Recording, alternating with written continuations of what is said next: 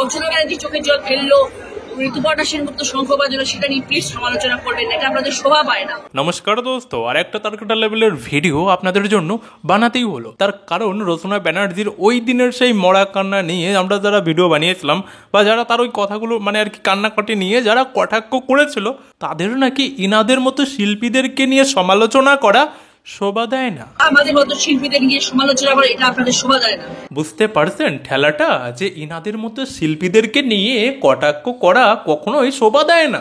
আমাদের মতো শিল্পীদের নিয়ে সমালোচনা করা এটা আপনাদের শোভা দেয় না। বলছি রচনাদি, তুমি কত বড় শিল্পী গো, কত বড় শিল্পী যে তোমার মুখে একটার পর একটা এত বড় বড় অহংকারী কথাবার্তা। শোনো রচনাদি, তোমার মুখে না এই রকমের অহংকারী কথাবার্তা এই প্রথমবার বের হচ্ছে না, যে বারবার তোমাকে লোকে তোমার অহংকারী কথাবার্তা শোনার পরেও তোমাকে সেরে কথা বলবে। এর আগেও তুমি একটা ভয়ঙ্কর কথা বলেছিলে, তো তখনই না জনগণের উচিত ছিল তোমার মতো অভিনেত্রীকে না ছুঁড়ে ফেলে দেওয়া। কি বলেছিলে ঠিক মনে পড়ছে না? না যদি মনে না পড়ে না তাহলে চিন্তার কোনো কারণ নেই, আমি নিজে মুখে বলে তোমাকে মনে করিয়ে দিচ্ছি। তুমি হুগলির প্রার্থী ঘোষণা হওয়ার পরে তুমি বলেছিলে যে হুগলির জনগণের ভাগ্য ভালো, তারা খুবই লাকি যে তারা তোমাকে পেয়েছে। হুগলির মানুষরা লাকি যে আমাকে পেয়েছেন, হুগলির মানুষরা লাকি যে আমাকে পেয়েছেন। দেখুন, যার মাথায় কিছুই নেই না, যাদের মাথায় মানে একদম একটা লোকের ধরুন যে তার মাথায় কিছুই নেই, তাকেও যদি হুগলিতে নিয়ে দাঁড় করানো হতো না, তাহলে হয়তো সেও বলতো যে আমি খুবই লাকি যে আমি হুগলির মানুষের পাশে থাকার সুযোগ পেয়েছি বা হুগলির মানুষের সেবা করার সুযোগ পেয়েছি। কিন্তু না, এনার বুদ্ধির লেভেল এতটাই হাইফাই যে এনার মনে হয় যে হুগলির মানুষই খুবই লাকি এনার মতো একজনকে পেয়েছে। হুগলির মানুষরা লাকি যে আমাকে পেয়েছেন। দেখো রচনাদি, তোমার এই ভুল ধারণাগুলো না আজকে, তোমার যত ভুল ধারণাগুলো রয়েছে না আজকে একদম খুব ভালো করে ভেঙে দেবো। তুমি সর্বশেষ কোন সিনেমায় কাজ করেছো এই বাংলার 0.001% লোকেও ঠিক করে বলতে পারবে না। এমনকি যারা তোমার সিনেমা টাকা দিয়ে সিনেমা হলে গিয়ে দেখে এসছে, তারাও হয়তো আজকের দিনে দাঁড়িয়ে সঠিকভাবে বলতে পারবে না যে তোমার কোন মুভিটা, সেই মুভিটার নাম কি ছিল এবং সেই মুভিতে কি ক্যারেক্টার তোমার ছিল।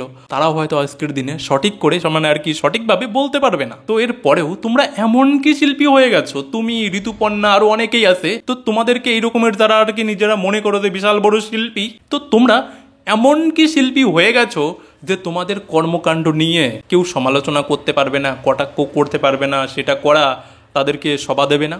আমাদের মতো শিল্পীদের নিয়ে সমালোচনা করা এটা আপনাদের শোভা দেয় না। 1000 টাকা দিচ্ছে আর স্বামীর কাছ থেকে হাত পাততে হচ্ছে না, ধীরে দিচ্ছে। 1000 টাকা তারা খুব খুশি, আমাদের খুব খরচা চলে যাচ্ছে, একদম খুব খুশি। এবার আবার হয়তো 500 টাকা বা 1000 টাকার কিছু কাকিমা বা দিদিরা তারা হয়তো বলতে পারে যে না না, রচনা ব্যানার্জি সিনেমা জগতের থেকেও সব থেকে বড় ব্যাপারটা তো সে দিদি নাম্বার অন করেছে, সে দিদি নাম্বার অনের জনক। তাহলে দিদি নাম্বার অন সে কি করে হলো, তারও আসল কাহিনীটা তোমাদেরকে বলছি। দেখো, আমি গত 3-4 বছর ধরে কঠোর পরিশ্রম করে ভিডিও বানিয়ে আমি আজকে এইরকম একটা ইউটিউবার হতে পেরেছি। সেটা কি শুধুমাত্র আমার এই চেহারাটা দেখিয়ে? না, আমি আমার চ্যানেলে এত দিন ধরে যে ভিডিওগুলো বানিয়েছি, সেই ভিডিওগুলো কতটা ভালোভাবে বানাতে পেরেছি, তারপরেও যে ভিডিওতে যে টপিক নিয়ে কথা বলেছি সেই টপিকটা পুরো ডিটেলসে কতটা মানুষকে বোঝাতে পেরেছি। আর শুধু এই নয়, কোনো টপিক যদি একটুখানি মজাদারভাবে তুলে ধরা যায় না, তাহলে আমি সেটাও চেষ্টা করেছি যে কোনো টপিকের কিছু তথ্য মজাদারভাবে তুলে ধরে কিছু মানুষের মুখে যদি একটুখানি হাসি ফোটানো যায়, সেটারও চেষ্টা করেছি। তারপরে দীর্ঘদিন এই দর্শকবৃন্দরা আমাকে দেখে দেখে তারপরে যাদের মনে হয়েছে যে এই ছেলেটাকে সাবস্ক্রাইব করা যায়, যার ভিডিও দেখা যায়, সাবস্ক্রাইব করে তারা আমাকে এই জায়গায় পাঠিয়ে দিয়েছে। ঠিক তেমনি দিদি নাম্বার ওয়ান শোটাও তোমার মুখ দেখার জন্য কজন দেখে?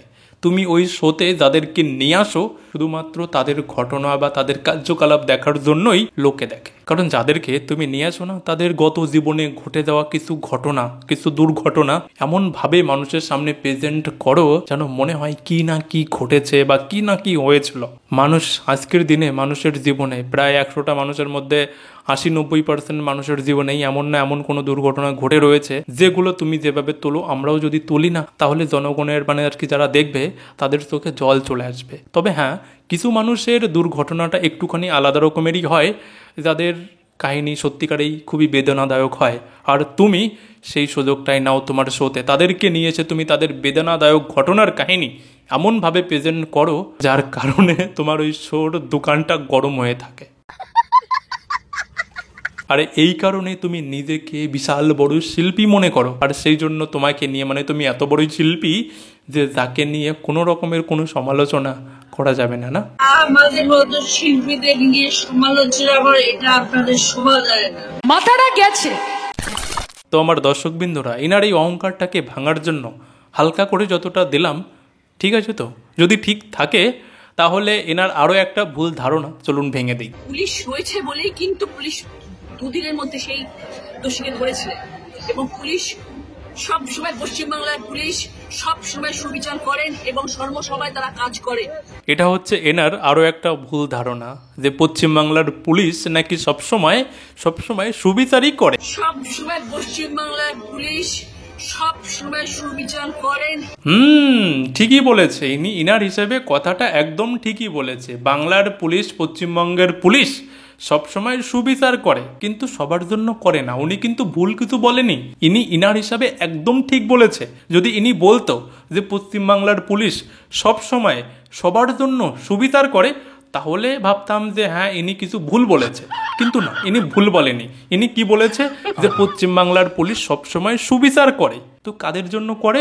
করে হচ্ছে তৃণমূলের চোর, চুট্টা, গুন্ডা, বদমাইশ, লুচ্চা, লাফাঙ্গা, লম্পট, বদমাইশ কোয়ালিটির যে সমস্ত লোকজন আছে না, তাদেরকে বাঁচানোর জন্য যে সুবিচারটা হয় না, সেই সুবিচারটা করে। সব সময় পশ্চিমবাংলার পুলিশ সব সময় সুবিচার করেন। আর এর প্রুফ হিসেবে না আমাকে 15 দিনের পিছনে যেতে হবে না, 15 দিনেরও পিছনে যেতে হবে না। 15 দিন পিছনে গেলে তো অনেক হাজার তথ্য পড়ে আসে, পাওয়া যাবে। গত 15 দিনের মধ্যে ঘটা ঘটনা, পুলিশের কতটা সুবিচার তার নমুনা তো আমাদের সামনে পড়ে আছে, যে পুলিশ কত সুবিচার করছে। যে মেয়েটিকে কত লোকে মিলে ধর্ষণ করে কি মানে ভয়ঙ্করভাবে খুন করলো, তারপরে পুলিশ সেটাকে কিভাবে চালানোর চেষ্টা করলো যে এটা সুসাইড। মেয়েটির বাড়িতে পর্যন্ত ফোন করে বলা হয়েছিল যে মেয়ে নাকি সুসাইড করেছে। তারপরে পুলিশই তো না রচনাদি, পুলিশই তো যে ওই মেয়েটি জ্বালিয়ে দিয়েছিল এত তাড়াহুড়ো করে। কেন? এই পুলিশ আমাদের সুবিচার করে দেখাচ্ছে, এটাই আসলে। দেখো রচনাদি, তুমি সবেমাত্র নতুন রাজনীতিতে এসেছো তো তুমি যখন রাজনীতিতে এসেছিল সবেমাত্র তোমার নাম অ্যানাউন্সমেন্ট হয়েছে, তখন তোমার মুখে যে হাসিটা ছিল না, সেই হাসি কিন্তু এখন নেই। হাসি কিন্তু উড়ে গেছে। আর ওই হাসি তুমি জীবনে কোনোদিন ফিরে পাবে না। তুমি রাজনীতি থেকে বেরিয়ে গেলেও ওই হাসি কোনোদিন আর তুমি ফিরে পাবে না। ঠিক তেমনি তুমি এই যে ভাবছো না যে পুলিশ সবসময় সুবিচার করে, এই ভুল ধারণাটাও তোমার ভিতর থেকে খুব তাড়াতাড়ি চলে যাবে। সঠিক বলেছেন। আর একটা খুবই গুরুত্বপূর্ণ কথা তোমাদেরকে বলছি, যে গত ভিডিওটা আমি যখন আপলোড করেছিলাম তারপর থেকেই আমার কমেন্ট বক্স পুরো ভরে গেছে যে প্লাবনদা 27 তারিখে নবান্নে চলো, তোমাকে ওখানে চাই। তো দেখো, আমি এই মুহূর্তে তো বাংলাতে নেই, আমি গত 8 মাস ধরে বাংলাতে নেই। আমি দিল্লির পাশে, দিল্লি থেকে মাত্র 200 কিলোমিটার দূরে রয়েছি। তো ওখানে একটুখানি লেখাপড়ার ব্যাপারের জন্য আমাকে ওখানেই থাকতে হচ্ছে।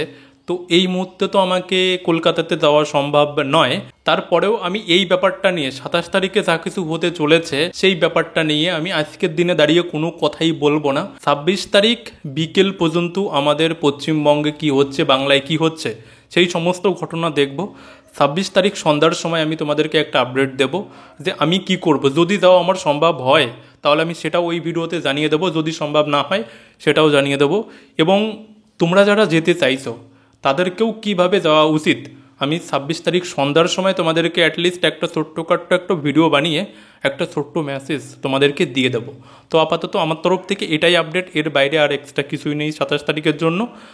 তো আজকের মতো ভিডিওটা আমি এখানে শেষ করলাম। আর যারা গত ভিডিওটা দেখোনি পাশেই রয়েছে, যদি সময় থাকে তাহলে দেখে নিও। তো সবাই ভালো থেকো, বাই।